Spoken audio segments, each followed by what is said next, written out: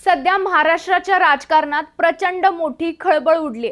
विधान परिषद निवडणुकीच्या अर्ज माघारी घेण्याच्या शेवटच्या दिवशी असं काही घडलंय ज्यामुळे उद्धव ठाकरे आणि त्यांच्या पक्षाच्या अस्तित्वावरच खूप मोठा प्रश्नचिन्ह उभा राहिलाय। सर्वात आधी बोलूया कोकण बद्दल। रायगड, रत्नागिरी, सिंधुदुर्ग स्थानिक स्वराज्य संस्था मतदारसंघातून ठाकरे गटाने बाळ माने यांना मोठी संधी दिली होती, पण माने यांनी ऐनवेळी उमेदवारी अर्ज मागे घेतला आणि गेमच पलटला।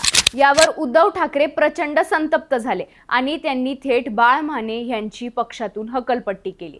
तिकडे छत्रपती संभाजीनगरमध्ये ठाकरेंच्या अधिकृत उमेदवार देवयानी डोणगावकर यांनीही अखेरच्या क्षणी माघार घेतली, पण हे असं काहीतरी होऊ शकतं म्हणून आधीच एक बॅकअप प्लॅन तयार ठेवला होता। ठाकरे गटाने गणेश लोखंडे यांचा अपक्ष म्हणून अर्ज भरून घेतला होता। जसा डोणगावकरांनी अर्ज मागे घेतला तसा महाविकास आघाडीने तात्काळ गणेश लोखंडे यांना आपला अधिकृत उमेदवार म्हणून जाहीर करून टाकलं। नाशिकमध्ये ठाकरे गटाकडून माजी आमदार वसंत गीते आणि अनिल कदम यांनी उमेदवारी अर्ज घेतले होते, पण इथे स्वतः ठाकरे गटानेच निवडणूक न लढण्याचा निर्णय घेतला। आता बघा, या सगळ्या घडामोडींमुळे ठाकरे गटाच्या अस्तित्वावर तर प्रश्नचिन्ह उभा राहतो, पण उद्धव ठाकरे यांच्या पक्षामध्ये वट आहे की नाही यावर सगळ्यात मोठी चर्चा सुरू आहे। जर ऐन उमेदवारी अर्ज मागे घेण्याच्या दिवशी उद्धव ठाकरे नेते अर्ज मागे घेत असतील तर ह्यात उद्धव ठाकरेंचा सर्वात मोठा अपयश आहे असं म्हणावं लागेल। उद्धव ठाकरेंनी स्वतःच्या पायावर धोंडा मारून घेतलाच आहे,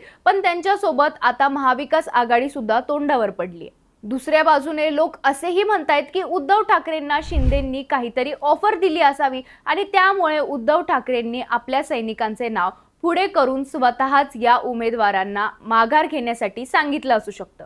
पण सध्याची परिस्थिती पाहिली तर उद्धव ठाकरेंचे उमेदवार ज्यांनी ऐन उमेदवारी अर्ज मागे घेण्याच्या दिवशी स्वतःच अर्ज मागे घेतलाय त्या उमेदवारांना शिंदे गटाने 100% कोणता ना कोणता आश्वासन दिलेलं आहे आणि त्यामुळेच या उमेदवारांनी स्वतःचा अर्ज मागे घेतलाय असं बोललं जातंय। तुम्हाला काय वाटतं, उद्धव ठाकरेंचा त्यांच्या पक्षामध्ये आता काहीच वट राहिला नाही का? आपली मतं कमेंट्समध्ये नक्की सांगा आणि अशाच माहितीपूर्ण व्हिडिओसाठी ऑनलाईन नेताला पटकन फॉलो करा।